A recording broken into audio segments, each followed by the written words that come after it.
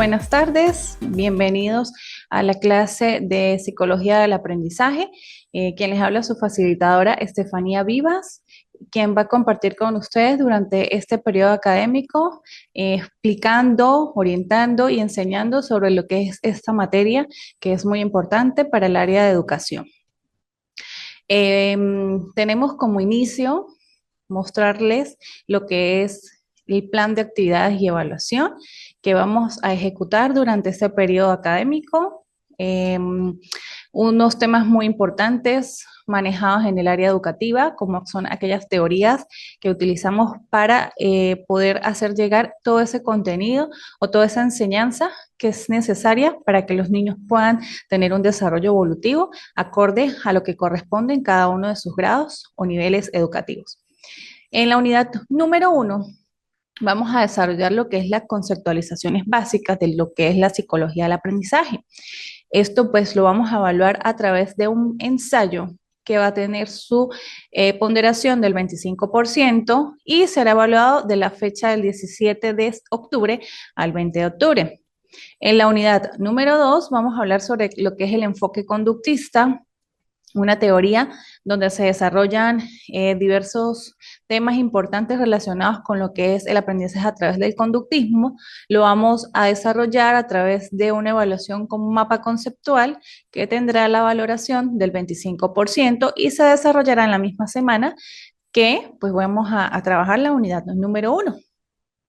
En la unidad número 3 tenemos el enfoque cognoscitivo, que también pues maneja algunas teorías que son utilizadas en el área académica. Lo vamos a evaluar a través de un cuadro comparativo con la ponderación del 25% y será evaluado de la semana del 7 de noviembre hasta el 10 de noviembre. ¿Ok? Y la unidad número 4 vamos a desarrollar lo que es el enfoque humanista, desarrollado en base a varias teorías que también son utilizadas más que todo hacia lo que es la parte personal del desarrollo evolutivo de los niños. Lo vamos a ejecutar a través de exposiciones donde, pues bueno, ustedes van a desarrollar una de las teorías a través de un video corto y tendrá una valoración del 25% y también se desarrollará en la semana 7 de noviembre hasta el 10 de noviembre. Y vamos a realizar la actividad de nivelación de acuerdo a aquella actividad o aquella evaluación, porque ustedes tengan más baja, se programará para que puedan hacer la nivelación a través de esa actividad para poder ayudarles o poder mejorar la calificación que esté más baja. ¿Ok? Entonces damos inicio a lo que es el primer tema, que es todo lo básico a lo que es la psicología del aprendizaje. Tenemos que la psicología, que el aprendizaje, pues es el proceso de formar experiencias y adaptarlas para futuras ocasiones para que se logre lo que es el aprender. Es un proceso a través del cual pues el ser humano va a adquirir o va a modificar sus habilidades, sus destrezas, todo lo que concierne conocimientos y también aquellas conductas que son fruto específico de experiencias directas, ya sea por estudios, por observación o por el racionamiento que pues tiene cada ser individual para poder desarrollar este aprendizaje. El aprendizaje humano pues emplea lo que es la memoria, la capacidad de atención, su razonamiento lógico o abstracto y diversas herramientas mentales. ¿Por qué? Porque lo que se aprende es conservado por el organismo de una forma muy permanente y esta pues está disponible cuando nosotros necesitamos o cuando sea necesario poderla accionar para que pueda abarcar todo ese aprendizaje en el momento que se requiera. Sin embargo, es importante también identificar aquellos tipos de aprendizaje que pues se dan a nivel educativo, ¿ok? Estos tipos de aprendizaje pues nos permiten a nosotros identificar de qué manera cada individuo o cada ser humano, en este caso los niños y adolescentes, pueden adquirir sus conocimientos, ¿ok? Es aquel tipo de aprendizaje que nosotros aplicamos para que se pueda dar esa enseñanza. El primer aprendizaje se llama receptivo. es donde el individuo solo entiende, comprende el contenido para luego reproducirlo. Aquí pues no hay ningún interés en lo que son los tips para el descubrimiento de lo que es personal. ¿Sí? Está el aprendizaje por descubrimiento, que es cuando el sujeto aprende descubriendo los conceptos y los relaciona según su esquema cognitivo. Aquí, pues bueno, el individuo recibe la información, pero esa información es de manera pasiva, ¿ok? Luego viene el aprendizaje repetitivo, que se basa en la repetición del contenido para fijarlo en la memoria. Es esta también llamada el aprendizaje al caletre. ¿Sí? Tenemos el aprendizaje significativo, que es el más utilizado en el área educativa, que es aquel que le permite al sujeto poner en relación el nuevo contenido con lo que ya sabe, incorporándolo y ordenándolo para darle sentido según aprende. ¿Ok?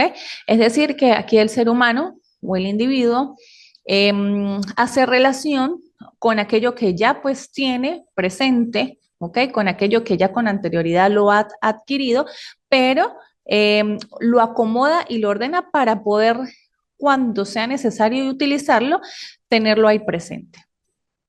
El aprendizaje observacional, que es un aprendizaje que se da constante, que se da desde el nacimiento y se basa en la observación del comportamiento de otro. Es considerado modelo y la posterior repetición conductual. Este aprendizaje, además de ser aprendizaje, también es utilizado como instrumento para observar, para poder reconocer aquellas habilidades o destrezas o necesidades que presenta el individuo. Está el aprendizaje latente, que en este caso se adquieren nuevos comportamientos que permanecen ocultos hasta que se recibe un estímulo para manifestarlo. Es decir, aquí ya hay un aprendizaje adquirido, ¿sí? Está ahí presente y se activa cuando hay un estímulo para ser necesario poderlo manifestar. Está el aprendizaje por ensayo y error, que este aprendizaje pues, es una de las teorías conductistas que se maneja y es válido por excelencia. En él se prueba una respuesta a un problema tantas veces como sea necesario para variar y encontrar la adecuada. Es decir, es aquella que nosotros aplicamos en los contenidos donde observamos que a algunos estudiantes se les dificulta poderlo desarrollar o poderlo aprender y pues nosotros buscamos la manera nueva, actualizada o evolucionada de cómo poder volver a llevar ese aprendizaje para que él lo pueda adquirir. Entonces, buscamos aquella forma más adecuada para que pueda darse ese aprendizaje. También es muy importante identificar que existen procesos de enseñanza y aprendizaje en donde pues son procesos que se dan continuamente en la vida y que de todo ser humano está presente. Ambos pues, procesos se reúnen para tener un fin o un eje central. Y esto puede generar una estructura de unidad con sentido. ¿Ok? La enseñanza, pues, es el proceso mediante el cual se comunican o transmiten conocimientos especiales o generales sobre una materia. Es lo que nosotros manifestamos, lo que nosotros exponemos a los niños, en este caso, lo que nosotros le permitimos manipular para que ellos puedan adquirir ese aprendizaje. Y el aprendizaje es el proceso mediante el cual un individuo modifica su comportamiento como resultado de la realización de esas actividades que se dan en el proceso de enseñanza. Este proceso se da en base a 4 elementos importantes. Estos elementos son fundamentales para que se pueda desarrollar ese proceso. Estos elementos son el docente, el estudiante, el contenido y el ambiente escolar. El docente, pues, es el encargado de, de mostrar todo lo que es ese material que es permitido para que él pueda tener un avance. El estudiante es el que capta y elabora toda esa información para que cuando sea necesaria la pueda reproducir. El contenido, pues son todos aquellos objetivos, los contenidos, todas las estrategias, todas las actividades que se plantean para que se dé ese proceso de enseñanza-aprendizaje. Y el ambiente escolar es el contexto donde el niño se va a desarrollar, ya sea en una institución educativa pública, una institución privada, en un ambiente de aprendizaje, ya sea tareas dirigidas, en un psicopedagogo, ¿ok? Entonces, ese ambiente escolar es importante. Y están los dominios o saberes que son los que se trabajan para la elaboración de aquellos planes o planificaciones que pues, trabaja el docente. Según Manrique, Manrique, en el 2012 la define como la capacidad que tiene el ser humano en el saber qué, en el saber cómo y saber de persona y el saber ser persona para resolver de manera eficaz y eficiente las situaciones de la vida. Es decir, aquí la persona aprende o aquí la persona manifiesta a través de una serie de características, cómo es emocionalmente, cómo puede desarrollarse cognitivamente y cómo puede desarrollarse a nivel motriz. El dominio o saber ser hace referencia a las capacidades emocionales de las personas. Eh, este dominio del ser, ¿sí? Es aquel que pues permite que las personas puedan evolucionar o puedan expresar aquellas emociones o aquellas habilidades sociales que se dan en un contexto determinado de forma individual. Y muchas veces, pues, esto permite que tenga una buena socialización y se desarrolle de forma grupal. Está el hacer, que implica la aplicación de lo aprendido. Este maneja lo que es el desarrollo motor, es lo que nosotros adquirimos para llevarlo a lo que es la práctica. Y está el saber, que es la capacidad de internalizar el conjunto de conocimientos que se adquieren. Aquí se desarrolla lo que es el área cognitiva, o sea, la capacidad que tiene la persona para poder llevar a cabo los diversos conocimientos o aquellos aprendizajes que obtuvo durante un proceso académico. Seguidamente, pues vamos a conversar sobre lo que es el enfoque conductista. Conocemos que, bueno, que el enfoque conductista es un enfoque que es tradicional y es emblemático de la psicología. Aquí pues estudia lo que es la parte de la conducta, de cómo se manifiesta la persona a través de esta teoría. Entonces, el enfoque conductista es vista como toda conducta aprendida. ¿Por qué toda conducta es aprendida? Porque el ser humano aprende por observación, aprende por imitación y a través de estos factores ambientales son los que permiten que se pueda dar esa relación con las conductas innatas y con aquellas que son heredadas. Entonces, sabemos que el ser humano, desde que nace, es observador y todo lo adquiere a través de aquellas personas que están a su alrededor y le permiten ese aprendizaje. La psicología, pues, es una ciencia. El enfoque conductista se basa en el área psicológica y, pues, debemos conocer que la psicología es una ciencia porque maneja todo lo que es el área o lo que es los métodos científicos y las teorías para medir los comportamientos, porque deben ser medibles. Al conductismo le importa los comportamientos observables y los no observables como el pensamiento y las emociones. En el conductismo están inmersos tanto aquellas conductas que nosotros observamos como aquellas que siente el ser humano. Porque estas pueden ser medidas científicamente. Hay muy poca diferencia entre la forma en que aprenden los humanos y cómo lo hacen otros animales. Debemos conocer que,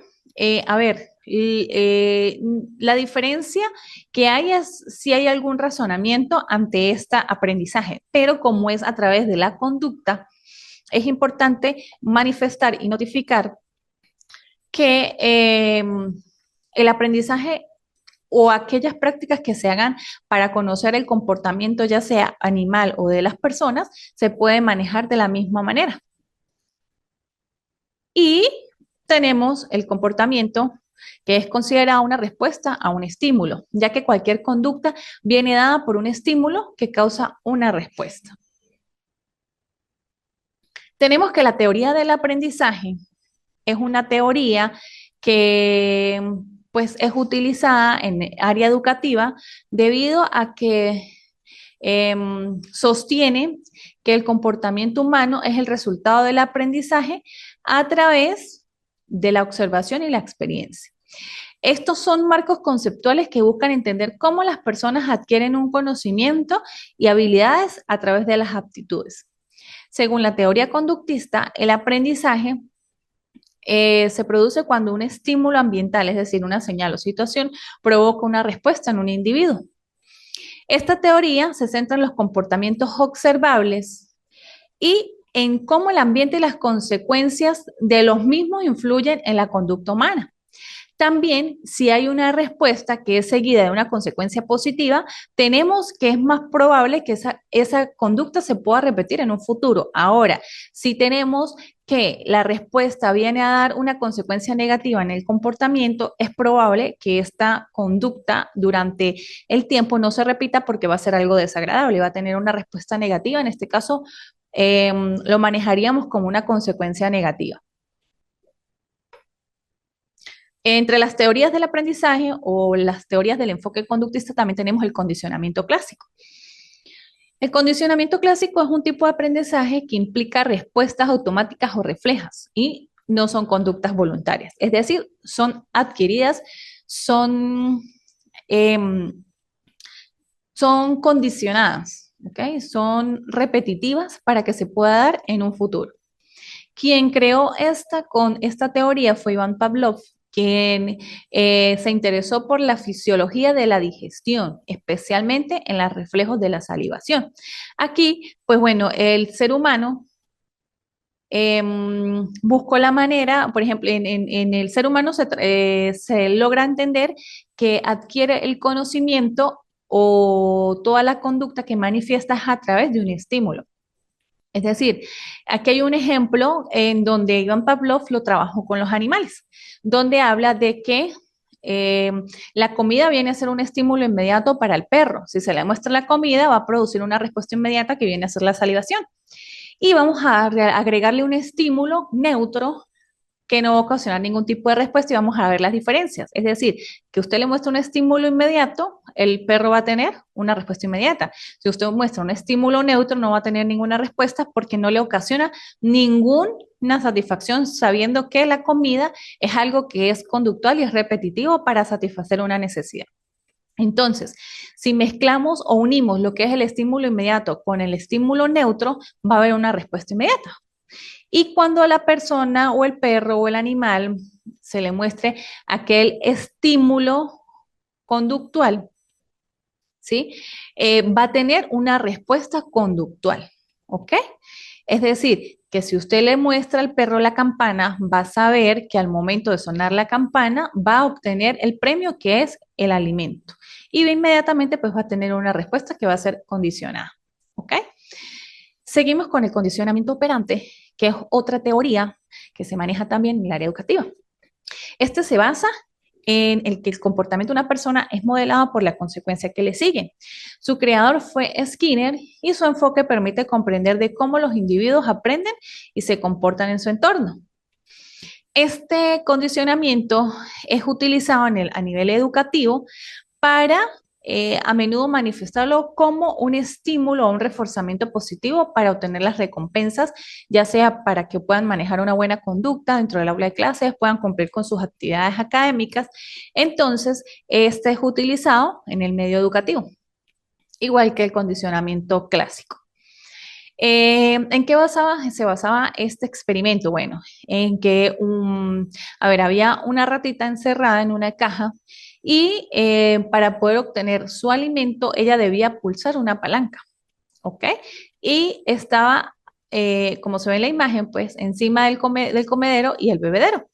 Y por medio de un distribuidor automático, pues bueno, a medida que ella iba a hundir esa palanquita, iba a saber que iba a poder alimentarse por sí misma. Esto lo hizo seguidamente muchas veces hasta que la ratita entendió que al hundir la palanca iba a tener una respuesta operante. ¿Ok? Seguimos con el aprendizaje por ensayo y error. Este aprendizaje es el resultado de de asociaciones formadas entre estímulos y respuestas.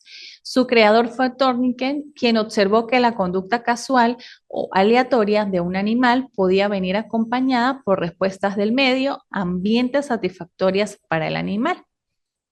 Aquí, pues bueno, podemos ver de que hizo un experimento con un gatito que estaba hambriento, él, que lo colocó en una caja con comida afuera, donde el gato podía olerla y verla.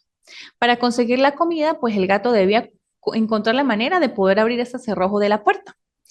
Y al inicio tardaba mucho en descubrir la manera de abrir la puerta, pero cada vez que Torniquen volvía a encerrarlo en la caja, tardaba menos tiempo en hacerlo hasta que finalmente en cuestión de segundos lo abría, porque hizo muchas veces el ensayo para aprender del error que pues estaba cometiendo.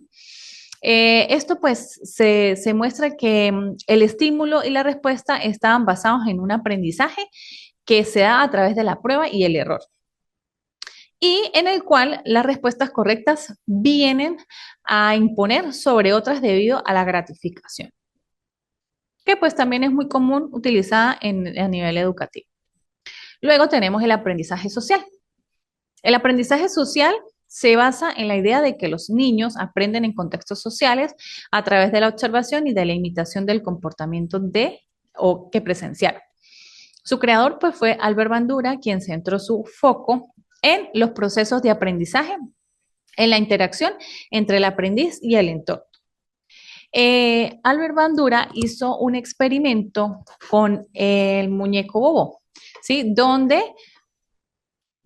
pues colocó en tres cuartos diferentes un muñeco que era de plástico que podía hacer movimientos a diferentes lados, donde escogió tres grupos de niños que pues todos eran de la misma edad y manifestaba a que cada uno iba a ingresar en esos cuartos sin saber qué era lo que iba a realizar. Pero antes de ingresar a esos cuartos, los niños tuvieron un proceso de observación donde un adulto, ¿sí?, entraba en el primer cuarto y golpeaba de forma agresiva al muñeco búho. En el segundo cuarto hizo otro tipo de comportamiento y en el tercer cuarto no hizo ningún tipo de comportamiento para que los niños observaran qué se podía hacer dentro de ese cuarto. Entonces, los niños, al ingresar en cada uno de esos cuartos, cada uno se manifestó y repitió la conducta al cual había observado y para lo cual había ingresado y habían experimentado con ese muñeco que se balanceaba de lado y lado. Entonces, aquí fue cuando Albert Bandura entendió que el aprendizaje se da por observación y por imitación. Entonces, sabemos que nosotros estamos trabajando con niños a nivel educativo y debemos estar muy al pendiente de cómo se comportan, de cómo es su conducta dentro del aula de clase, porque muchas veces estas conductas son aprendidas, no son innatas, son aprendidas. Las innatas pues son aquellas que trae desde su nacimiento, ¿ok? Como es el succionar, sin embargo, pues debe realizar la práctica de ello para poderlo mejorar. Entonces, todas esas conductas o todos esos comportamientos que tienen los niños son adquiridos, son aprendidos y es importante estar muy alerta a lo que es ese aprendizaje dentro del aula de clase, debido a que esto puede afectar ese desarrollo o ese proceso de enseñanza y aprendizaje, porque muchas veces no se concentran o hay aislamiento o los niños no manifiestan por qué se sienten de una manera diferente o por qué se sienten tristes o por qué se sienten obligados o por qué se sienten molestos. Entonces es importante estar muy al pendiente de lo que es el comportamiento, la conducta que manifiesta el individuo dentro del aula de clase. Bueno, espero que haya sido muy productiva esta clase, que pues haya aprendido. Si tiene alguna duda, no duden en preguntar, en manifestarlo. Estoy aquí para orientar, para ayudarles, recordando que la primera actividad que vamos a desarrollar es un ensayo referente a lo que es la psicología del aprendizaje con las definiciones básicas que están en el mapa conceptual. Y vamos a desarrollar la segunda actividad inmediatamente, que va a ser un mapa conceptual en base a lo que es el enfoque conductista, utilizando las teorías que están presentes dentro de la clase desarrollada el día de hoy. Entonces me despido de ustedes. Un placer haber estado hoy compartiendo en este encuentro. Espero verlos en el próximo y que tengan una feliz tarde.